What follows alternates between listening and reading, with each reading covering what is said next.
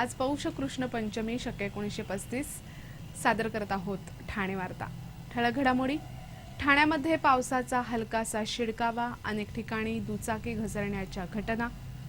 सह आयकर आयुक्त संजीव घई यांना अखेर जामीन आणि ठाण्यातील विविध 20 सामाजिक संस्थांना प्रत्येकी 1 लाख रुपयांची खासदार संजीव नाईक यांच्याकडून मदत। या आणि इतर घडामोडी विस्तृतपणे पण काही क्षणातच। ठाणे वार्ता पहा श्रीस्थानक वाहिनीवर।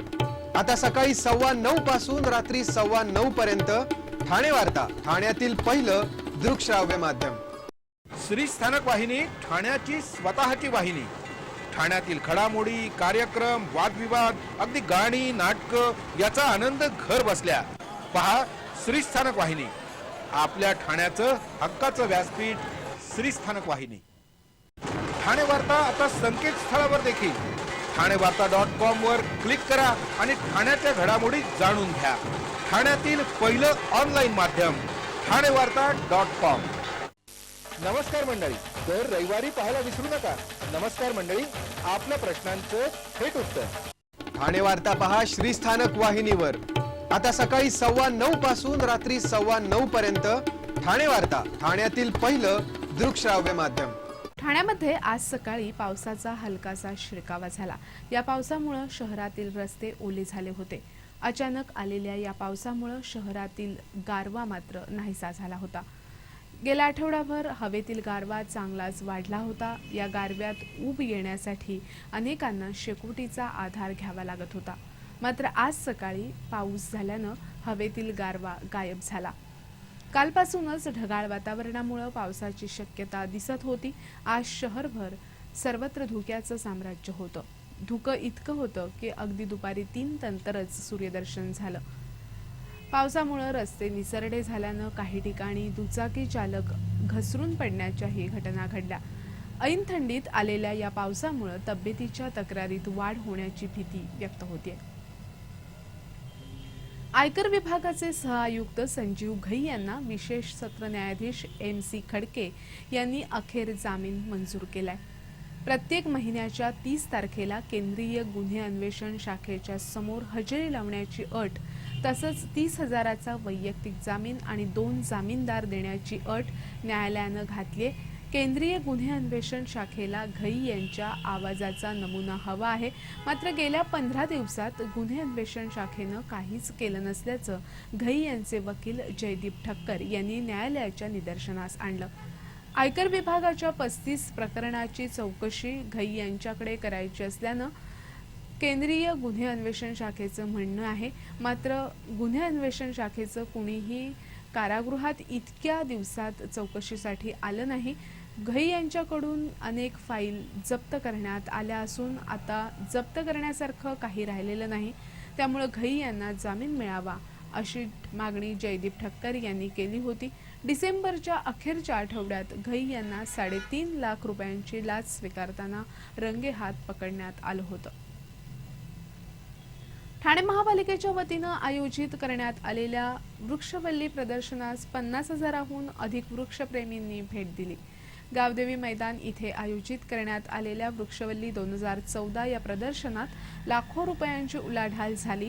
वृक्षवल्ली प्रदर्शनाच्या निमित्तानं आयोजित करण्यात आलेल्या स्पर्धेतील विजेत्यांना यावेळी पारितोषिकं प्रदान करण्यात आली।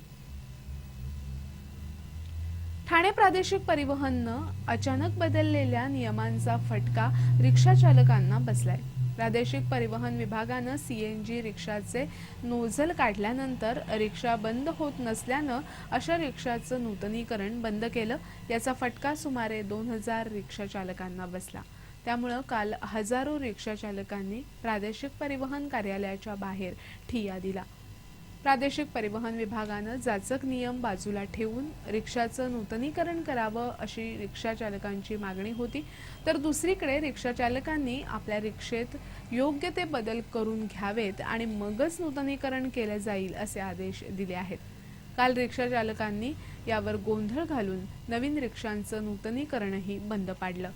प्रादेशिक परिवहन विभागाला हवा असलेला बदल करण्यासाठी रिक्षा चालकांना सुमारे 2000 रुपये खर्च आहे आणि यासाठी हवे असणारे सुट्टे भागही मिळत नसल्याचं रिक्षा चालकांचं म्हणणं आहे। ठाणे वार्ता पहा श्रीस्थानक वाहिनीवर आता सकाळी 9:15 पासून रात्री 9:15 पर्यंत ठाणे वार्ता, ठाण्यातील पहिलं दृकश्राव्य माध्यम। आपला परिसर स्वच्छ आणि सुंदर ठेवण्यासाठी ठाणे महापालिकेत सहकार्य करा। ओला सुका कचरा वेगवेगळा जमा करा आणि रोगराईपासून मुक्तता मिळवा। महाराष्ट्र कोळी समाज संघ आयोजित भव्य कोळी, आगरी आणि मालवणी महोत्सव, आगरी कोळी समाजाची परंपरा दर्शवणारा दिमाखदार महोत्सव, वाद्यवृंद, लावणी, नृत्य यासारख्या सांस्कृतिक कार्यक्रमांची रेलचेल, ठाणेकर तरुणींच्या सौंदर्य आणि बुद्धिमत्तेची ओळख करून देणारी मिस ठाणे ही सौंदर्य स्पर्धा, हिंदी आणि मराठी चित्रपटातील कलावंतांची उपस्थिती आणि परफॉर्मन्सेस, महिलांना लकी ड्रॉच्या माध्यमातून दररोज पैठणी जिंकण्याची सुवर्ण संधी, ज्येष्ठांसाठी विविध सांस्कृतिक कार्यक्रमांची रेलसेल आणि बच्चे कंपनीसाठी बरीचशी खेळणी। खास आगरी, कोळी आणि मालवणी खाद्य संस्कृतीची ओळख करून देणारी खाद्य जत्रा दिनांक 18 ते 26 जानेवारी 2014। स्थळ स्वर्गीय अनिल शंकर जाधव मैदान, वृंदावन बसस्थानकासमोर, ठाणे पश्चिम। महाराष्ट्र कोळी समाज संघ आयोजित भव्य कोळी, आगरी, मालवणी महोत्सव, सौजन्य अनंत तरे, अध्यक्ष महाराष्ट्र कोळी समाज संघ, माजी आमदार आणि महापौर ठाणे। श्रीस्थानक वाहिनी, ठाण्याची स्वतःची वाहिनी। ठाण्यातील घडामोडी, कार्यक्रम, वादविवाद, अगदी गाणी, नाटक याचा आनंद घर बसल्या पहा श्रीस्थानक वाहिनी। आपल्या ठाण्याचं हक्काचं व्यासपीठ श्रीस्थानक वाहिनी। ठाणे वार्ता आता संकेतस्थळावर देखील ठाणेवार्ता.com वर क्लिक करा आणि ठाण्याच्या घडामोडी जाणून घ्या। ठाण्यातील पहिलं ऑनलाईन माध्यम ठाणेवार्ता.com। डॉक्टर आणि रुग्णांचं पिढ्यानपिढ्यांचं जिव्हाळ्याचं नातं म्हणजेच डॉक्टर बेडेकर हॉस्पिटल। आता अत्याधुनिक सोयी सुविधा आणि तंत्रज्ञानयुक्त वंध्यत्व निवारण केंद्रात IVF आणि टेस्ट ट्यूब बेबीचीही सुविधा। डॉक्टर बेडेकर हॉस्पिटल, महर्षी कर्वेपथ, ठाणे। 65 वर्षांची निरंतर सेवा। ठाणे वार्ता पहा श्रीस्थानक वाहिनीवर आता सकाळी 9:15 पासून रात्री 9:15 पर्यंत ठाणे वार्ता, ठाण्यातील पहिलं दृकश्राव्य माध्यम। ठाण्यात झालेल्या निर्धार परिषदेत जिल्ह्यातील 20 संस्थांना प्रत्येकी 1 लाख रुपयांचे धनादेश खासदार संजीव नाईक यांच्या हस्ते प्रदान करण्यात आले। यावेळी निर्धार परिषदेचं उद्घाटन गणेश नाईक यांच्या हस्ते झालं। ही मदत म्हणजे सामाजिक ऋण फेडण्याचा प्रयत्न असल्याचं नाईक यांनी सांगितलं। जिल्ह्यातील सामाजिक संस्थांना आर्थिक मदत दिली जाईल असं आश्वासन पालकमंत्री गणेश नाईक यांनी निर्धार परिषदेचे उद्घाटक या नात्यानं दिलं होतं। यापूर्वी प्रत्येक संस्थेला 4 लाख रुपयांचा निधी देण्यात आला होता। उर्वरित 1 लाख रुपयांचा निधी देऊन आज या आश्वासनाची पूर्तता करण्यात आली। श्रमसेवा न्यास संचालित समर्थ भारत व्यासपीठ, प्रगती प्रतिष्ठान, समतोल फाउंडेशन, मुंबई ग्राहक पंचायत, परिवर्तन महिला संस्था, विवेकानंद केंद्र, झवेरी ठाणावाला कर्णबधीर विद्यालय, आदर्श संस्कार केंद्र, महारोगी सेवा समिती, न्यायिक लढा पत्रकार संघ, जनकल्याण समिती, हरियाली स्नेहालय अशा विविध 20 संस्थांची संजीव नाईक यांनी माहिती करून घेतली आणि या संस्थांना प्रत्येकी 1 लाख रुपयांच्या मदतीचं वाटप केलं। जिद्द शाळेच्या मुलांप्रमाणे विशेष मुलांसाठी ठाणे परिवहन सेवेची बस पुरवता येईल का याबाबत आयुक्तांकडे पाठपुरावा करणार असल्याचंही संजीव नाईक यांनी यावेळी सांगितलं।